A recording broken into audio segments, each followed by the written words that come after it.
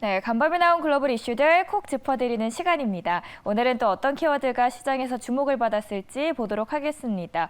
네, 바로 이슈로 들어가 보도록 할 텐데요. 첫 번째 뉴스부터 보시죠. 제프 베이조스가 설립한 미국 우주 탐사 기업이죠. 블루 오리진이 4일 5번째 유인 우주 여행을 성공적으로 마쳤습니다.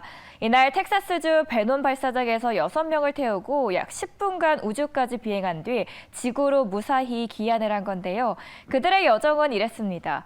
탑승객 6명은 지구와 우주의 경계로 불리는 고도 100km 카르만 라인을 넘었고요. 몇 분간 무중력 상태로 체험을 했습니다.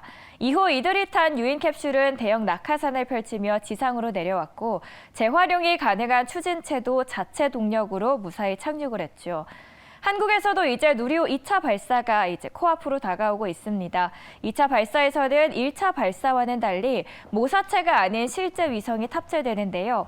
절반의 성공이었던 1차 발사의 아쉬움을 씻어낼 수 있을지 귀추가 주목됩니다. 네, 다음 기사 보겠습니다. 미국에서 코로나19 사태로 떠올랐던 평상복이나 가정용품의 인기가 예상보다 빠르게 식으면서 업계의 재고 부담이 커졌습니다. 최근 미국 백화점 메이시스는 캐주얼 의료나 운동복, 가정용품 등 재고가 넘쳐나는 상황인데요.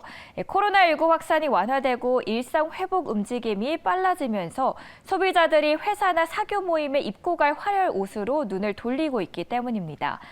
지난해까지만 해도 소비자들은 코로나19로 여행이나 유흥 활동에 제한된 상황에서 평상복이나 가정용품을 사는데 여윳돈을 쓰곤 했죠.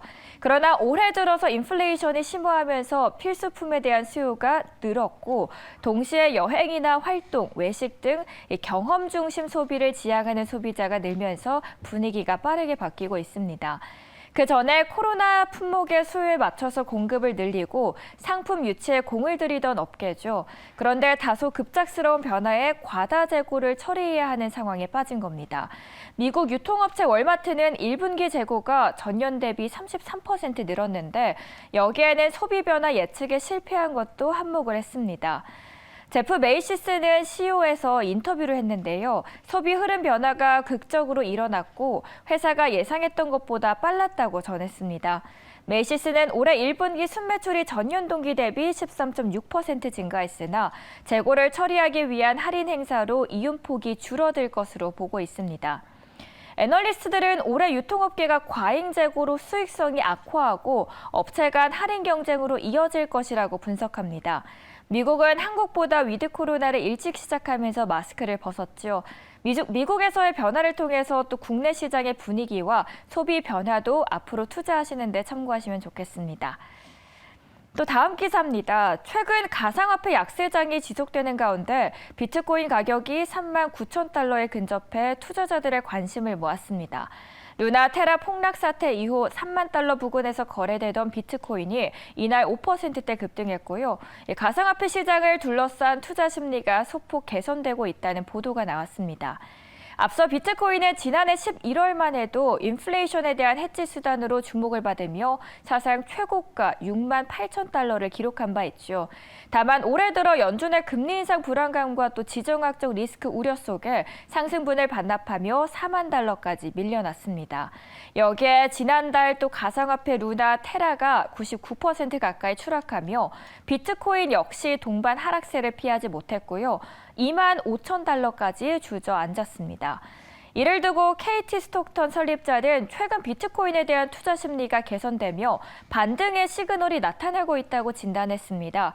비트코인 가격이 지난 몇 주 동안 개선된 단기 모멘텀에 힘입어 안정되고 있다면서 루나 테라 폭락 사태 후폭풍이 어느 정도 진정된 상황이라고 밝혔습니다.